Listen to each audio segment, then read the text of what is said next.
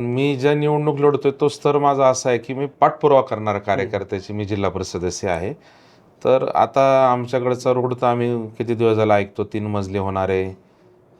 सगळीकडे बरेच दिवस झाले ऐकतोय. पण आता एक नागरिक म्हणून आमची विनंती की तो 3 मजला तर 3 मजला. रिंग रोडच्या माध्यमातून ट्रॅफिक कमी होणार आहे म्हणून ते अजितदादांनी रिंग रोड पूर्ण करण्यासाठी पावलं उचलली आणि आमच्या पूर्ववलीत अनेक ठिकाणी रिंग रोडचं काम टप्प्याटप्प्याने चालू झालेलं आहे.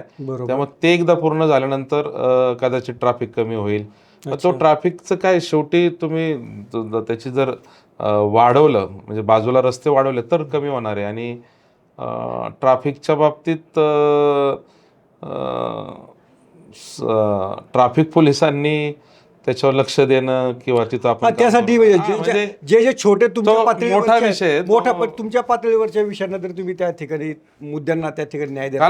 100% ट्रॅफिकवर काम करा. कारण काय माहिती का, म्हणजे प्रत्येक जो लोणीकरला पुण्याला जाणारा माणूस आहे, पेरण्यावरनं इकडे कुठे खराडीकडे जाणारा माणूस आहे, त्याला प्रत्येकाला असं वाटतं की अरे जरा थोडंसं आपलं जीवन सुसह्य व्हावं असं प्रत्येकाला वाटत असतं. नाही, ट्रॅफिकची खूप मोठी समस्या आहे. त्याला फ्लायओव्हर होणं गरजेचं आहे. त्याला बाकीकडचे रस्ते जे आजूबाजूने पुण्याकडे पोहोचतात ते रस्ते मोठे करणं गरजेचं आहे. अशा बऱ्याचशा गोष्टी आहेत, ते त्याच्यावर काम करणं गरजेचं आहे. आणि गेली म्हणजे 2020 नंतर जिल्हा परिषद सदस्यच ह्या गटामध्ये नाही आहे. 2020 नंतर करोना लागला, 22ला टर्म संपली, 22 नंतर 4 वर्षाने म्हणजे जवळजवळ 7 ते 8 वर्षाचा जिल्हा परिषदचा बॅकलॉग आहे. बरोबर. आणि डायरेक्ट तिथं आमदार आहे आणि खासदार आहेत, मध्ये कुठे चेन नाही, कुठे अशी मधली चेन नाही. बरोबर आहे. Pune's Pride Sunny's World, Life in Funshine. Resort weddings, events, restaurants, adventure wellness.